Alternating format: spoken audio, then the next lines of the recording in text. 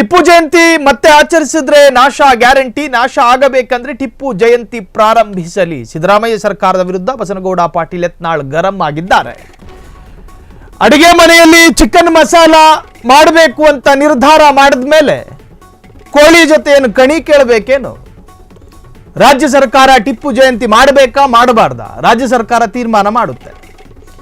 ಬಸನಗೌಡ ಪಾಟೀಲ್ ಯತ್ನಾಳ್ ಈ ರಾಜ್ಯದ ಗವರ್ನರು ಅಲ್ಲ, ಈ ರಾಜ್ಯದ ರಾಜ್ಯಪಾಲರು ಅಲ್ಲ, ಏಕಶ್ಚಿತ್ ವಿಜಯಪುರಕ್ಕೆ ಮಾತ್ರ ಸೀಮಿತ ಆಗಿರೋ ಒಬ್ಬ ಶಾಸಕ. ತನ್ನದೇ ಪಕ್ಷದಲ್ಲಿ ಸ್ಥಾನ ಇಲ್ಲದೆ ಉಟ್ಟು ಬಟ್ಟೆಯಲ್ಲಿ ಎದ್ದು ಹೋಗುವಂತ ಕಳಿಸ್ಕೊಟ್ಟವರು ಬಿಜೆಪಿ. ಅನಾಥ ಭಾವದಲ್ಲಿ ಕೂತಿರುವ ಬಸನಗೌಡ ಪಾಟೀಲ್ ಯತ್ನಾಳರಿಗೆ ಹತಾಶಾ ಭಾವನೆ ಕಾಡುತ್ತಿದೆ. ಹಾಗಾಗಿ ಬಾಯಿಗೆ ಬಂದ ಹಾಗೆ ಮಾತನಾಡೋದು. ಈಗಾಗಲೇ ಸರ್ಕಾರ ಒಂದು ಆದೇಶ ಮಾಡಿದೆ. ದ್ವೇಷ ಭಾಷಣ ಪ್ರಾರಂಭಿಸಿದ್ದು ಓವೈಸಿ ಮತ್ತು ದೆಹಲಿಯ ಇಮಾಮ್. ಇದಕ್ಕೆ ಹಿಂದೂಗಳು ಪ್ರತಿಕ್ರಿಯಿಸುವುದು ಅನಿವಾರ್ಯ ಎಂದ ಯತ್ನಾಳ್. ಸರ್ಕಾರ ಹಿಂದೂ ವಿರೋಧಿ ಕಾನೂನು ರಚಿಸುತ್ತಿದೆ ಎಂದು ಆರೋಪ. ಗೋಹತ್ಯೆ ನಿಷೇಧ ಕಾಯ್ದೆಯ ಸಡಿಲಿಕೆಗೆ ಯತ್ನಾಳ್ ವಿರೋಧ.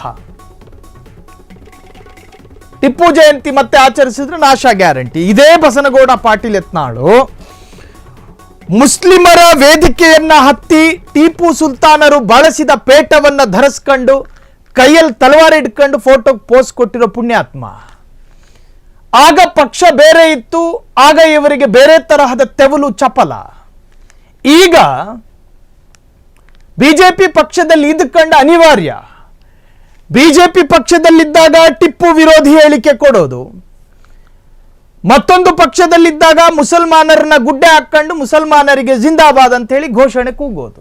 ಇದು ರಾಜಕಾರಣಿಗಳ ಹೊಲಸು ವಾತಾವರಣ ಮತ್ತು ಹೊಲಸು ಸ್ವಭಾವ.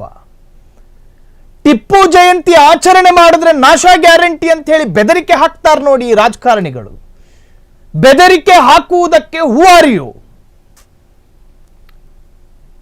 ಸಾಂವಿಧಾನಿಕವಾಗಿ ಟಿಪ್ಪು ಜಯಂತಿ ಆಚರಿಸಬೇಕಾ ಬೇಡವಾ ಅನ್ನೋದು ಇಲ್ಲಿನ ನ್ಯಾಯಾಂಗ ವ್ಯವಸ್ಥೆ ತೀರ್ಮಾನ ಮಾಡುತ್ತೆ, ಇಲ್ಲಿನ ಒಂದಷ್ಟು ಇಲಾಖೆಗಳು ತೀರ್ಮಾನ ಮಾಡುತ್ತೆ.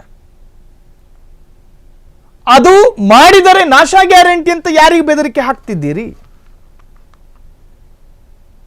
ಸರ್ಕಾರದ ಮೇಲೆ ದ್ವೇಷ ಇದ್ರೆ ಸರ್ಕಾರದ ವಿರುದ್ಧ ಸೈದ್ಧಾಂತಿಕವಾಗಿ ಎದುರಿಸುವಂತಹ ಪ್ರಯತ್ನ ಮಾಡಿ. ಅದು ಬಿಟ್ಟು ಸದಾಕಾಲ ಟಿಪ್ಪು ಹೆಸರನ್ನ ಜಪಿಸೋದು, ಸದಾಕಾಲ ಬುರ್ಕಾ ವಿಚಾರವನ್ನ ಎತ್ತೋದು, ಹಿಜಾಬು, ಗಡ್ಡ, ಟೋಪಿ, ಮುಸಲ್ಮಾನರು, ಮೌಲ್ವಿಗಳು, ಇದನ್ನು ಬಿಟ್ಟರೆ ಬೇರೆ ಯಾವ ವಿಚಾರಗಳು ಇಲ್ಲ ರಾಜಕಾರಣಿಗಳಿಗೆ. ದಿನ ಬೆಳಗಾದ್ರೆ ಒಂದೊಂದು ತರಹದ ಸ್ಟೇಟ್ಮೆಂಟ್. ಒಟ್ಟಾರೆ ಬಸನಗೌಡ ಪಾಟೀಲ್ ಯತ್ನಾಳ್ ಟಿಪ್ಪು ಜಯಂತಿಯ ವಿರುದ್ಧ ಆಕ್ರೋಶವನ್ನ ವ್ಯಕ್ತಪಡಿಸಿದ್ದಾರೆ. ಟಿಪ್ಪು ಜಯಂತಿ ಮತ್ತೆ ಆಚರಿಸಿದ್ರೆ ನಾಶ ಗ್ಯಾರಂಟಿ, ನಾಶ ಆಗಬೇಕು ಅಂದ್ರೆ ಟಿಪ್ಪು ಜಯಂತಿ ಪ್ರಾರಂಭಿಸಲಿ. ಸಿದ್ದರಾಮಯ್ಯ ಸರ್ಕಾರದ ವಿರುದ್ಧ ಬಸನಗೌಡ ಪಾಟೀಲ್ ಯತ್ನಾಳ್ ಗರಂ ಆಗಿದ್ದಾರೆ. ರಾಜ್ಯ ಕಾಂಗ್ರೆಸ್ ಸರ್ಕಾರದ ವಿರುದ್ಧ ಹಲವು ವಿಚಾರಗಳ ಕುರಿತು ವಾಗ್ದಾಳಿ ನಡೆಸಿದ್ರು.